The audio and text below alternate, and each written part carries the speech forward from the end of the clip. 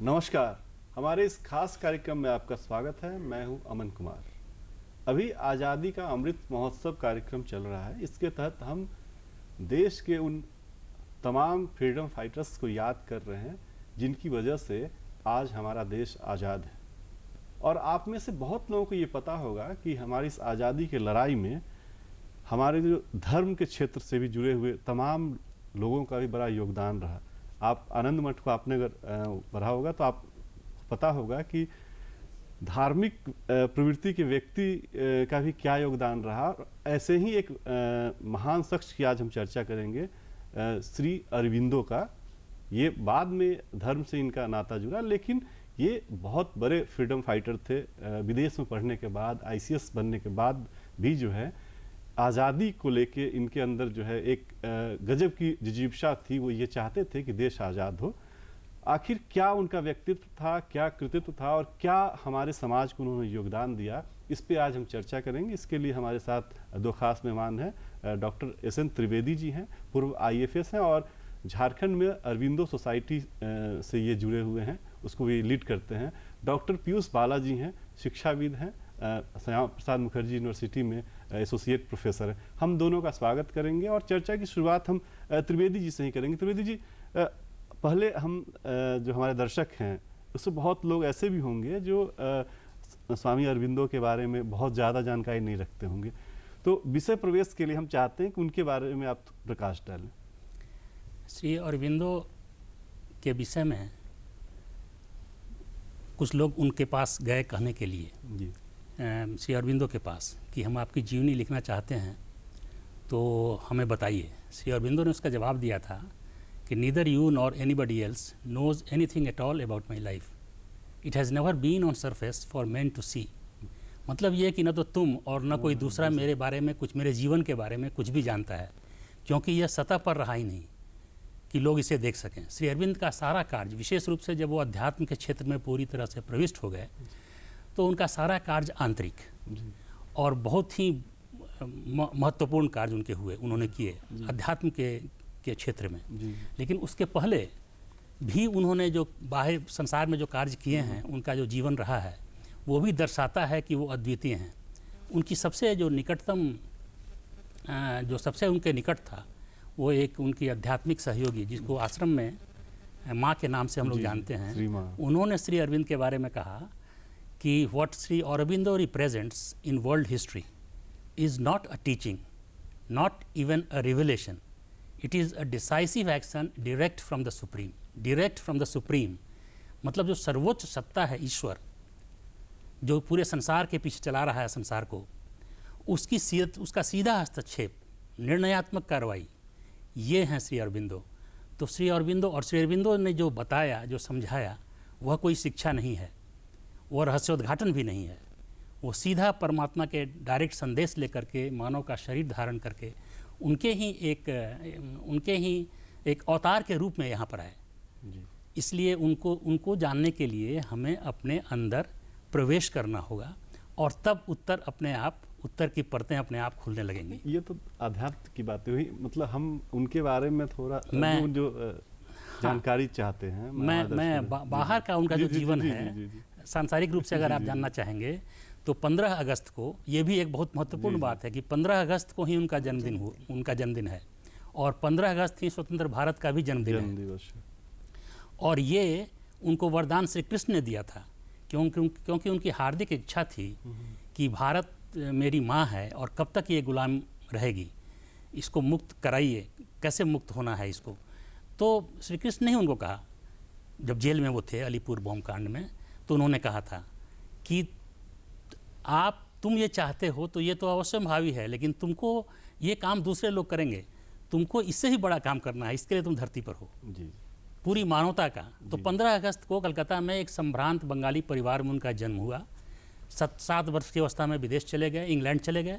वो शायद अकेले ऐसे योगी और महर्षि हैं जो 7 वर्ष की अवस्था से ही इंग्लैंड में रहे, 14 वर्ष तक इंग्लैंड में रहे, मतलब 7 वर्ष से लेकर के 21 वर्ष तक। और वहाँ 18 वर्ष की अवस्था में ICS के रिटन एग्जामिनेशन में उन्होंने सफलता प्राप्त की और फिर उसको छोड़ दिया 2 साल के बाद। उस बहुत ही मेधावी छात्र थे, बहुत ही होनहार, कैम्ब्रिज यूनिवर्सिटी में उस वक्त वो कैम्ब्रिज वहाँ पढ़ रहे थे, और उसमें उन्होंने आईसीएस की परीक्षा में भी उन्होंने ग्रीक, लैटिन इस सब का रिकॉर्ड ब्रेक किया था, आईसीएस का पिछला सारा रिकॉर्ड। और फिर क्यों, और उनके पिता चाहते थे कि आप आइए, वो आएँ आईसीएस में, इसलिए उन्होंने उनकी इच्छा का सम्मान करते हुए परीक्षा दी थी। लेकिन उनको ये स्वीकार नहीं था कि जो सत्ता हमारी भारत माता को गुलामी की जंजीरों में जिस सत्ता ने जकड़ रखा है, उसकी गुलामी हम भी करने लगे जी।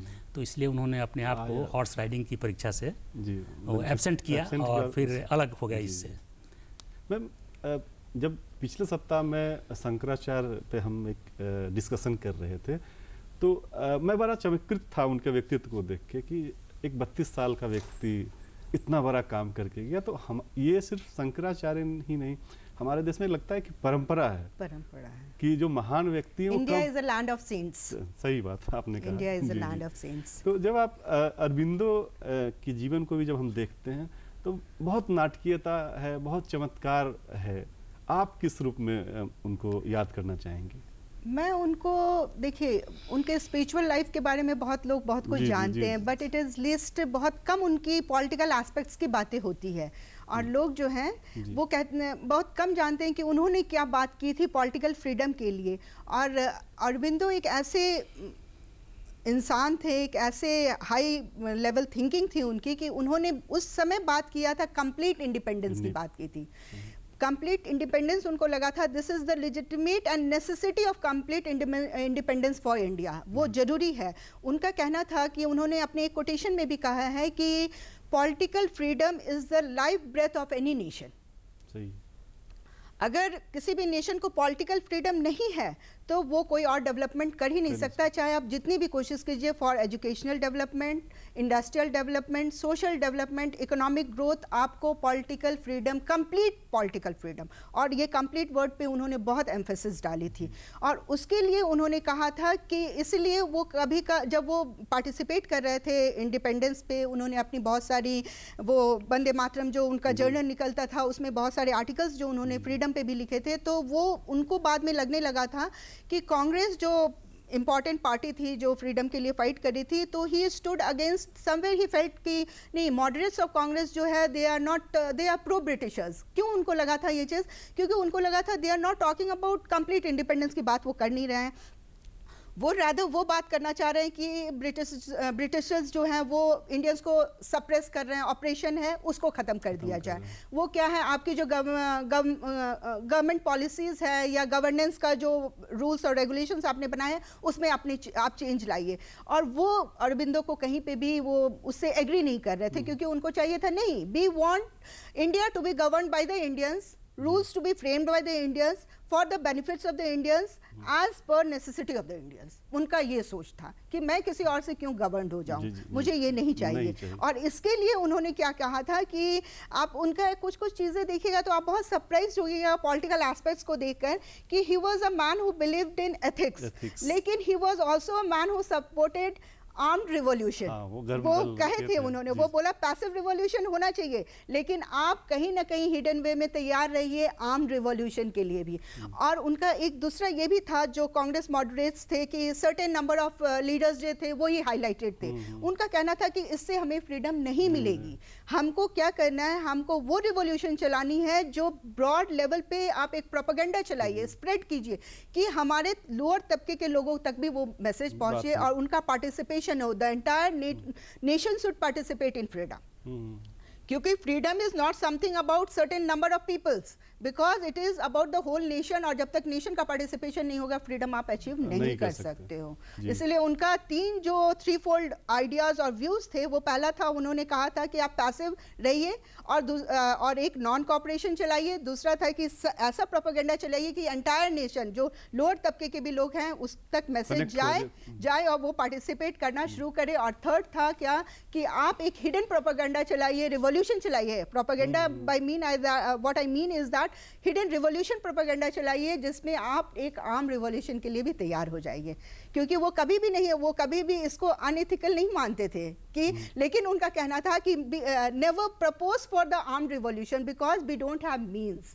इंडिया की अपनी आर्मी नहीं है, इंडिया के पास अपने वेपन्स नहीं है, इकोनॉमी नहीं है, आप लड़ नहीं सकते हो, लेकिन ज़रूरत पड़ने पे ये अनइथिकल नहीं है, आप जा सकते हो इसके लिए। शायद इसीलिए वो गरम दल के जो नेता थे उन लोगों के संपर्क में हाँ, जी, जी, वो जब वो आ गए थे, वो हाँ, हाँ, उनके वो पोस्टर आ गायब गए बंद थे, रह वो आ गए। गए मैं थे। थोड़ा इसमें जोड़ूं जी कुछ जी बात। दीजिए त्रिवेदी जी। श्री अरबिंदो पौंडीचेरी में 1910 में चले गए अध्यात्म के क्षेत्र में। उसके पहले के जो 4 वर्ष हैं, यानी जब उनकी अवस्था 34 वर्ष की थी तब से लेकर 38 वर्ष तक, ये 1906 से 1910 तक, इस पीरियड में वो राजनीति में आए, कांग्रेस में घुसे और उसमें भी शीर्ष में चले गए वो। जी, जी। और वो भारत के फ्रीडम मूवमेंट में उन्होंने सक्रिय भूमिका निभाई। तो इस पीरियड में 1907 में जो सूरत में जो कांग्रेस का अधिवेशन हुआ था, उसमें कांग्रेस में स्प्लिट एक तरह से हो गया। जी, जी। तो इन लोगों ने, ये लोग बिलीव नहीं करते थे नरमपंथियों में। नरमपंथियों का नेतृत्व जो था उसमें दादा भाई नौरोजी, उसमें रास बिहारी बोस, उसमें मदन मोहन मालवीय, ये लोग थे। जब कहा जाता है कि रास बिहारी बोस इनके दूर के रिश्तेदार भी नहीं थे। वो जी। ठीक है, लेकिन ये लोग नरमपंथी लेकिन एक साथ थे, नरमपंथी उनका थे, जी। उनका उन्हीं का जी, अधिकांश जी, संख्या जी, उनकी जी, थी। जी। और इनके साथ ये तिलक के साथ थे, तो तिलक के साथ मिलकर के तिलक, लोकमान्य तिलक, माने बाल गंगाधर तिलक, और ये बिपिन चंद्र पाल और श्री अरबिंदो, ये लोग, लाला तो इन लाजपत राय, लोग, हाँ, जी। तो इन लोगों का इसमें विश्वास नरमपंथियों का क्या था कि दरखास्त दो, प्रतिनिधि डेलीगेशन लेकर के वार्ता करो अंग्रेजों के साथ, एक लिमिटेड सेल्फ गवर्नमेंट, कांग्रेस ही रहेगी, ये अंग्रेज ही रहेंगे हुकूमत में, लेकिन उनके अधीन कुछ शक्तियां हमें भी मिले, इस तरह की बातें लोग करते थे। और इनका था कि पूर्ण स्वराज, तो इसके बिना, क्योंकि इसके बिना कोई मतलब नहीं है आज़ादी का, आज़ादी की, हाँ। तो ये इनका था। तो वहाँ स्प्लिट हुआ और उसके बाद इन्होंने तो पैसिव रेसिस्टेंस, इनका था कि पैसिव रेसिस्टेंस, फिर ये नॉन कोऑपरेशन मूवमेंट, ये सब करो, नॉन कॉपरेशन, प्रदर्शन करो, उग्र प्रदर्शन, ये सब करो। हाँ, अलीपुर बम कांड में इसीलिए इनका वो जेल नाम भी आया, गए जी। थे। हाँ, और अलीपुर, उनका जो अलीपुर बॉम्ब केस में जो जेल गए, वो 1 साल जेल में रहे, तो वहाँ में स्पिरिचुअलिटी वहीं से उनकी डेवलप हुई थी, क्योंकि वो बोलते थे कि मैं जब भी सोता था या मेरे जो सोच थे वो उस समय मैं सिर्फ स्वामी विवेकानंद के बारे में सोचते रहा, वो 1 ईयर। तो वहीं उनको भगवान श्री कृष्ण में हाँ, हो गई that उनकी is what पूरी there चेतना। वहीं पे उनको स्पिरिचुअलिटी की जो वहाँ से निकले, फिर वो पौंडीचेरी चले गए, वो वहीं से उनका वो 1 साल जो जेल का पीरियड था, that was a period of reformation that came with in Shri Aurobindo. आप ये कह सकते हैं कि वो एक उसमें ऐसा हुआ, जेल का जो अलीपुर जेल में, उसमें सारे वृक्ष, उनका जो सेल था जिसमें रखे गए थे, उन पे जो आयरन बार्स थे, उसमें वो सब चीज़ उनको लगा कृष्ण, चारों तरफ कृष्ण। और जब मुकदमा उनका खुला तो उन्होंने देखा कि ICS में, कैम्ब्रिज में उनका जो साथी बीच वो बैठा हुआ है वहाँ पर जज बन करके। और पब्लिक उन्होंने क्या देखा कि यहाँ तो CR दास उनके लॉयर, हाँ, तो वो आए उनको डिफेंड करने के लिए, वो और श्री अरबिंदो देख रहे हैं कि भगवान श्री कृष्ण आ रहे हैं और जज भी भगवान श्री कृष्ण हैं, और पब्लिक प्रोसिक्यूटर जो अंग्रेज था वो भी भगवान श्री कृष्ण हैं। तो उनको ये दिखाई दे रहा था। और जब इस पब्लिक प्रोसिक्यूटर ने कहा कि my lord he is the greatest ये क्रिमिनल, क्योंकि उनको अंग्रेज सबसे ज़्यादा, इनकी लेखनी का इतना प्रभाव हो रहा था पूरे भारतीय जनमानस में कि अंग्रेज़ की सरकार डरने लगी कि ये पूरा समाज, भारतीय समाज जो है सो आंदोलित हो जाएगा। तो इनकी लेखनी से बहुत डरती थी। और उसी जो लेख लिखा करते थे, संपादन किया था इन्होंने वंदे मातरम पत्रिका का कलकत्ता में, हाँ, कर्मयोगी पत्रिका का। तो उसमें, और वो पहले जो बंगाल में जो बंगाल नेशनल कॉलेज, जो कि अब जादवपुर यूनिवर्सिटी है, उसके फर्स्ट प्रिंसिपल वही बने। अच्छा।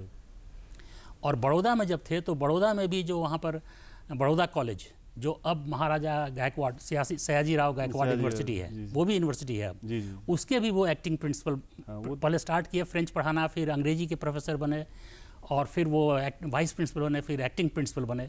तो शिक्षा के क्षेत्र में भी उनका बड़ा कंट्रीब्यूशन है, काफ़ी लोकप्रिय थे।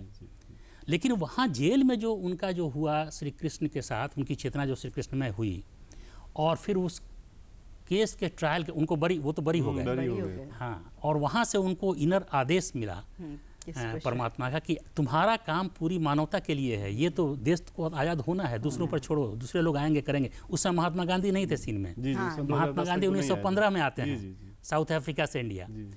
इनका जो पॉलिटिक्स हुआ ये 1906 से 1910 तक हुआ। 10 में फिर ये पौंडीचेरी चले गए और फिर 14 पौंडीचेरी से जाके 21 के बीच में ही उन्होंने लाइफ डिवाइन लिखा है। लाइफ अधिकांश पुस्तकें उन्होंने उसमें लिखी उस हैं, पीरियड में सावित्री को लिखी, छोड़ और करके। उन्होंने बोला है कि उसके बारे में कि 1904 में ही उन्होंने डिक्लेयर किया था कि मैं एक ऐसी चीज के लेकर आऊंगा जिससे ह्यूमैनिटी गवर्न होगी, ह्यूमैनिटी की जो स्पिरिचुअलिज्म है या इनर एनलाइटमेंट है वो चीज, और that came as a the life divine, जो उन्होंने 1914 से 21 के बीच में वो उन्होंने लिखा है उनको। ये बहुत अच्छी चीज है। और लॉर्ड कृष्णा के बारे में जो वो बोल रहे हैं, तो इसीलिए उन्होंने एग्जाम्पल भी दिया था कि the people who rebuke about ये आर्म्ड रिवॉल्यूशन, और जिसके बारे में जब जरूरत हो तो नहीं रेस करने की बात करते हैं कि नहीं, you should be very much silent, और बहुत साइलेंट प्रदर्शन करो, एक बहुत ये जब जरूरत हो तो उठानी चाहिए। तो जो उनको उन्होंने मैसेज दिया था, जस्ट गो एंड रीड महाभारता, जो लॉर्ड कृष्णा ने अर्जुन को जो संदेश दिया था, वो संदेश वो अभी हम लोग को काम आएगा, उस पे आप इम्प्लीमेंट करो,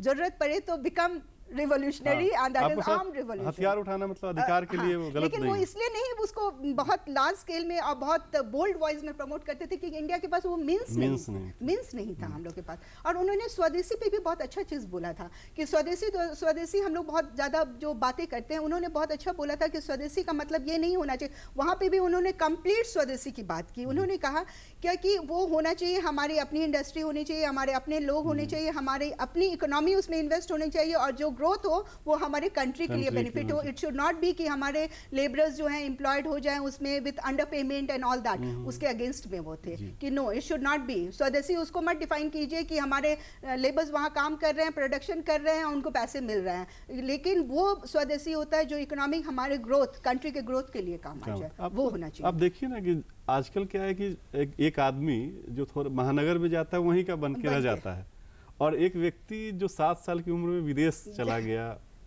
अपनी सारी पढ़ाई वहाँ पूरी की, नौकरी के लिए वहाँ पर ट्राई किया, और वो व्यक्ति आके यहाँ स्वदेशी की बात कर रहा था, आजादी की बात कर रहा था। नहीं, ये चीज और एक मार्क करने की बात है कि श्री अरविंदो वैसे थे, जब वो पढ़ाई जब इंग्लैंड में कर रहे थे, वहीं से उनको उनके दिमाग में ये इंडियन नेशनलिज्म और इंडियन आजादी, इंडिपेंडेंस की बात वहीं से उनके दिमाग में चल रही थी। ऐसा नहीं था यहाँ आके वो इन्फ्लुएंस्ड हुए, वो वहां से जब अपनी कंट्री के बारे में सोच रहे थे तो वहीं से उन्होंने सोचना शुरू किया था कि नहीं, मेरी मदरलैंड को फ्रीडम चाहिए, कंप्लीट फ्रीडम होना चाहिए, एंड देयरफॉर द मतलब थॉट जो है वहीं से ओरिजिनेट होना उनका शुरू हो गया था, वहीं से ओरिजिनेट होना शुरू हो गया। तो ये एक बहुत बड़ी बात मैं मानता हूं। बहुत बड़ी बात है कि लोग वहां जा रहे हैं, वहां के इससे इन्फ्लुएंस ना होकर वो अपने नेटिव लैंड के बारे में सोच रहे हैं। और ये जो आज की पीढ़ी है उसको भी सीखने की आवश्यकता है कि आप कहीं भी रहिए, आप कहीं भी रहिए। अगर सर एक 24 नवंबर की बात होती है, जब भी श्री अरविंदो की चर्चा होती है तो 24 नवंबर का भी जिक्र होता है, आखिर क्या महत्व है उसका? 24 नवंबर श्री अरविंद के और माँ के जितने भी अनुयायी हैं, जो भी उनके शिष्य हैं, जो भी उनके भक्त हैं, सभी लोग इस तिथि को सिद्धि दिवस के रूप में मनाते हैं या विजय दिवस के रूप में मनाते हैं। 24 नवंबर 1926 के दिन श्री अरविंद के शरीर में उनके श्री कृष्ण की चेतना पूरी तरह से समाविष्ट हो गई जी। और श्री अरविंद ने कहा कि it is descent of the over mind into the physical. अब ओवर माइंड क्या है? तो ओवर माइंड मनुष्य की चेतना मानसिक है, बेसिकली मानसिक चेतना है मनुष्य की चेतना, लेकिन मनुष्य में अनंत संभावनाएं हैं जी। तो ये चेतना जब ऊपर उठती है तो ये सामान्य मानसिक चेतना से ऊपर उठते हुए ये उच्च मानसिक चेतना, फिर एक ज्योतिमय मानसिक चेतना, फिर वो अति मानसिक चेतना में चली जाती है। ये देवी देवताओं की दुनिया है। मतलब श्री देवी देवता सब उन लोगों का जो चेतना है उसको समझिए ओवर माइंड, और उसको उन्होंने पूरी तरह से फिजिकल में, इस भौतिक जगत में उतार दिया। तो ये तो था, लेकिन ये तो पूरा आंतरिक, जो आंतरिक जिनका जीवन है वो इस बात को समझ सकेंगे। लेकिन बाह्य रूप से इसका ये हुआ कि श्री अरविंद एकांतवास में चले गए। अगले 24 वर्ष तक जो शरीर में वो रहे, पूरी तरह से एक कमरे में अपने को कन्फाइन कर लिया, और उनके जो नियमित सत्संग आदि हुआ करते थे वो बंद हो गए। लेकिन आंतरिक रूप से, आध्यात्मिक रूप से बहुत ही ज़्यादा सक्रिय हो गए वो, और पूरे विश्व की घटनाओं को प्रभावित करने लगे, उन पर नज़र भी रखने लगे, और उन्होंने बहुत से काम किए जो कि पूरी मानव जाति को बदलने के लिए। और इसके साथ एक तीसरी बात ये हुई कि 24 नवंबर 1926 को श्री अरविंदो सोसाइटी की स्थापना औपचारिक रूप से श्री अरबिंदो आश्रम की स्थापना पांडिचेरी श्री अरबिंदो आश्रम की स्थापना पांडिचेरी में औपचारिक रूप से हो गई। तो श्री अरविंद तो एकांतवास में चले गए, तो माँ के कंधों पर इस आश्रम की पूरी जिम्मेवारी, इसके भौतिक कार्यों की और आध्यात्मिक कार्यों की, मतलब फिजिकल वर्क्स एंड स्पिरिचुअल दोनों की जिम्मेवारी उनके कंधे पर आ गई। उसमें आश्रम में करीब 24 लोग थे और ये संख्या बढ़ के 150 हो गई अगले 5-6 वर्षों में, और धीरे धीरे बढ़ने लगी। आश्रम फैलने लगा, नए नए काम होने लगे, उसमें लोग आने लगे, तो ये बहुत ही बढ़ता गया पूरे विश्व। इसकी फिर बाद में तो अरबिंदो सोसाइटी बनी। फिर पौंडीचेरी में आप जानते हैं एक बहुत बड़ा टाउनशिप है जिसमें कि कॉन्सेप्ट भी ह्यूमन डाइवर्सिटी माने human unity with in diversity. तो इसका एक एक्सपेरिमेंट पूरा धरती पर स्थापित करके दिखाया जा रहा था। वो आज के समय में है वो शहर वो है। आप वहाँ जाएंगे तो सारे डिफरेंट कंट्रीज के, यूरोपियन देशों के, सभी विभिन्न देशों के लोग वहाँ रहते हैं और उनकी एक अलग जीवन शैली है। श्री अरबिंदो से जुड़े हुए जो भी भक्त हैं उनकी एक अलग जीवन शैली हो जाती है। एक श्री अरबिंदो ने यह कहा कि संसार से पलायन करने की ज़रूरत नहीं है, इस शरीर को त्याग करने की या सन्यासी बनने की ज़रूरत नहीं है उस सेंस में, जिस सेंस में हम लोग लेते हैं। तो इसी शरीर में, इसी जीवन में, इसी धरती पर, इसी जन्म में हम लोग अपने आप को, अपनी चेतना को उच्च ऊंचाइयों में ले जा करके इसको जो है सो दिव्य बना सकते हैं, अपनी चेतना को दिव्य बना सकते हैं। भगवान, हम लोग खुद स्वयं भगवान बन सकते हैं, ये उन्होंने कहा और करके उन्होंने दिखाया और कहा कि हर मनुष्य में ये संभावना छिपी हुई है, इसी के लिए वो आता है और इसी के लिए मनुष्य जीवन को अनमोल कहा गया है। लेकिन यहाँ आने के बाद, एक बार धरती पर जन्म ले लेने के बाद, शरीर धारण करने के बाद इस उद्देश्य को मनुष्य भूल जाता है। ये उनका स्पिरिचुअल पक्ष है। लेकिन फ्रांस की रहने वाली थी माँ जो थी, फ्रांस की रहने वाली थी, लेकिन क्या वो चेतना ही थी, दो जो महान आत्माओं की चेतना ही थी कि जो शायद एक जगह मिली और फिर दोनों ने मिल के काम किया। थोड़ा प्रकाश आप डालें इस पे। ये देखिए, अरबिंदो वाज कम्प्लीटली, अरबिंदो जो थे वो जो एनलाइटमेंट की जो वो बात करते थे, वो ये बात था कि वो बोलते थे कि बाहरी दुनिया में आप एनलाइटमेंट के लिए कहीं जगह नहीं है, it is you who has to develop your own enlightenment. क्योंकि उन्होंने सुप्रीम लाइट की बात की थी। वो सुप्रीम लाइट कहाँ से आएगा? कोई हम और आप एक दूसरे को नहीं दे सकते, you have to develop within yourself. और वो बोलते थे कि इसीलिए उन्होंने बोला था कि मेडिटेशन जो है वो आप एक ज्योति को दिमाग में रख कर आप कीजिए मेडिटेशन। उनका जो श्लोक वगैरह भी जो है वो आप देखिएगा, ज्योति पे उन्होंने, प्रकाश पे बहुत ज़्यादा एम्फेसिस डाला है, उन्होंने कहा है। और अरबिंदो एज अ रिलीजन या जो स्पिरिचुअलिटी, नॉट रिलीजन बात करूंगी मैं, स्पिरिचुअलिटी को लेकर वो बहुत ज़्यादा इन्फ्लुएंस देखिए उपनिषद और गीता से हुए थे। वो कई टीका भी उन्होंने लिखे थे। लेकिन वो ऐसे भी ये थे जो, ऐसा नहीं है कि यूरोपियन फिलोसफर से वो इन्फ्लुएंस नहीं हुए थे। हम लोग होमर जो है ग्रीक राइटर है, उससे वो बहुत ज़्यादा इन्फ्लुएंस्ड हुए थे, बहुत ज़्यादा ग्रीक। होमर से वो, और होमर को हम लोग पढ़ाते हैं, होमर का ऑडिसी और इलियड जब आप पढ़िएगा तो उसमें उन्होंने ट्रोजन वॉर की बात की है, जो एक बहुत बड़ा युद्ध था। तो सोचिए कि अरबिंदो एज अ पर्सन वो ऐसा नहीं था कि एक सर्टेन एस्पेक्ट को ही देखना पसंद कर रहे थे। वो उनका जो कैनवास था, विजन का कैनवास था, वो बहुत ही वाइड था। और रिलीजन, जब उनको बहुत एक दो बार क्रिटिसाइज किया गया कि अरबिंदो जो है पॉलिटिक्स में रिलीजन को इन्वॉल्व करना चाह रहे हैं, तो उन्होंने बोला था कि आप वर्ड रिलीजन को पॉलिटिक्स से हटा देंगे तो क्या आपको लगता है रिलीजन का जो एथिक्स है वो हटा दीजिएगा? Religion is all about ethics. It is nothing, it has nothing to do with name. आप वो एथिक्स है और उसको आप हटा नहीं सकते हैं, भले आप कहिए कि वर्ड रिलीजन और पॉलिटिक्स से हटा दी। तो उनका जो सोचने का तरीका था स्पिरिचुअलिटी या रिलीजन, वो बहुत डिफरेंट था। It was not what be practice की रोज अगरबत्ती दिखा देना, ये करना, no, you have to enlighten yourself. आप अपने आप को फाइंड आउट कीजिए, सेल्फ एसेस कीजिए कि आप कहाँ खड़े हैं और कहाँ आपको जाना चाहिए, आप किस पर्पस के लिए इस दुनिया में आए हैं। हर कोई का एक ना एक कुछ कंट्रीब्यूशन होना चाहिए डेवलपमेंट में, प्रोग्रेस में। It is you need to play your own part.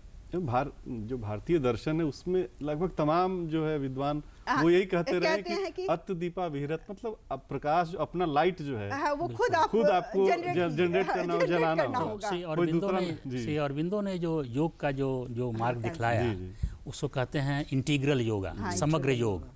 तो इंटीग्रल योग का मतलब ये है कि पूरी तरह से हमको अपना युक्त हो जाना है भगवान से।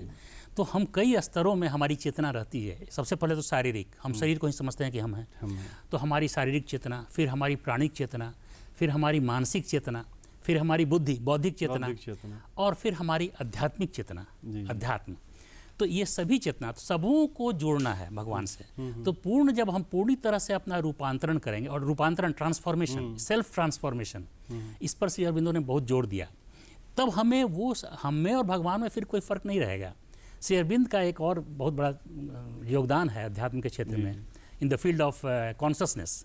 इसके लिए एक्चुअली उनको 1950 में उनको 2 बार नोबेल प्राइज़ के लिए नॉमिनेशन हुआ था उनका। एक बार 1939 में लिटरेचर के लिए। तो उस साल हिटलर, सेकेंड वर्ल्ड वॉर था, शुरू हो गया था, और हिटलर से इतनी डर गई नोबेल कमेटी कि उसने ये निर्णय लिया कि हम लिटरेचर में किसी को नोबेल प्राइज़ देंगे ही नहीं। तो किसी को नहीं मिला, नहीं तो ही वॉज दूसरा बार 1950 में। तो 1950 में पीस के लिए, क्योंकि और उसमें बहुत से यूनिवर्सिटीज़ के वाइस चांसलर ने एक चिट्ठी ज्वाइंट पिटिशन दायर किया था, वहाँ पर लिखा था, भेजा था कमेटी को, जो पीस कमेटी है वहाँ पर, नोबेल पीस कमेटी को, कि श्री अरविंदो ने जो काम किया है in the field of consciousness, वो अद्वितीय है, आउटस्टैंडिंग इनका कंट्रीब्यूशन है। तो उनका क्या कंट्रीब्यूशन था? उन्होंने ये कहा कि ये पूरा जो जगत, ये जो हम लोग यहाँ देख रहे हैं, जो भी कुछ होता है इस धरती पर, चाहे वो निर्जीव पदार्थ हों, पत्थर हों, या फिर जो भी पेड़ पौधे हों, या फिर जानवर हैं, या फिर आदमी है, ये सब सारी चीज़ें जो नए आविष्कार, नई चीज़ें, नए प्राणी आ रहे हैं, पुराने विलुप्त भी होते जाते हैं, ये सारी चीज़ें चेतना की जो परतें हैं, कॉन्शसनेस के जो लेयर्स हैं, उनका अनफोल्डिंग वो खुल रही हैं। और इसके पीछे एक उद्देश्य है भगवान का, प्रकृति का। और ये प्रकृति योग तो प्रकृति कर रही है, पूरी प्रकृति भगवान की इच्छा की पूर्ति के लिए योग कर रही है, और उसी में ये नए प्रयोग करती है, नए प्राणियों को ले आती है। तो पहले पदार्थ आया, मैटर, फिर उसमें लाइफ जुड़ा, तो पेड़ पौधे आए, फिर उसमें माइंड जुड़ा, तो फिर मनुष्य, जानवर आए, फिर मनुष्य आया। तो और श्री अरविंद कहते हैं कि मनुष्य जो है सो इस कड़ी में अंतिम नहीं है। तो इसलिए उन्होंने जो थ्योरी दिया, इवोल्यूशन ऑफ कॉन्शसनेस, और डार्विन ने एक थ्योरी दिया था, बायोलॉजी। हाँ, लेकिन वो उसका बेस बायोलॉजी है, उसका बेस बायोलॉजी है, इवोल्यूशन ऑफ स्पीसीज। और श्री अरविंदो ने जो दिया, उसका बेस स्पिरिचुअलिज्म है, अध्यात्म है। उन्होंने कहा ये इवोल्यूशन ऑफ कॉन्शसनेस ये हो रहा है, और मनुष्य अंतिम कड़ी नहीं है, इसके बाद एक और सुपर मैन ये आएगा। मनुष्य अंतिम कड़ी नहीं है, आगे भी जो है चेतना कई द्वार है, कई स्तर है। मनुष्य पूरी तरह से आध्यात्मिक मनुष्य आ जाएगा, क्योंकि ये बहुत दिलचस्प विषय है। बहुत बड़े पर्सनालिटी थे अरविंदो, तो आधे घंटे में समेट पाना संभव नहीं है, लेकिन बहुत अच्छी चर्चा हुई। मैं एक चीज ऐड करना चाहूंगी कि उनके बारे में कहा गया था कि when Aurobindo won't be living, वो जब he will be gone word मैं यूज़ करूँगी, डेथ नहीं यूज़ करना मुझे अच्छा लगा। तो उनके बारे में कहा गया था कि लोग जो हैं, इंडियंस, पूरे वर्ल्ड, एंटायर वर्ल्ड उनको याद करेगी as a poet of patriotism, as a prophet of nationalism and as a lover of humanity. ये 3 चीज़ से ही वो जाने जाएंगे। बहुत बहुत धन्यवाद आप दोनों का। बहुत सार्थक चर्चा हुई अरविंदो के बारे में। तो हमारे देश में ऐसे मनीषी, ऐसे स्वतंत्रता सेनानी हुए जिनका जीवन बहुत विस्तृत क्षेत्र में समेटा हुआ था, और उसको सिर्फ आधे घंटे में समेटना बहुत मुश्किल है। आज इस कार्यक्रम में बस इतना ही। अगले सप्ताह फिर किसी दूसरे मुद्दे पर चर्चा होगी। तब तक के लिए पूरी टीम को आज्ञा दीजिए। नमस्कार। नमस्कार।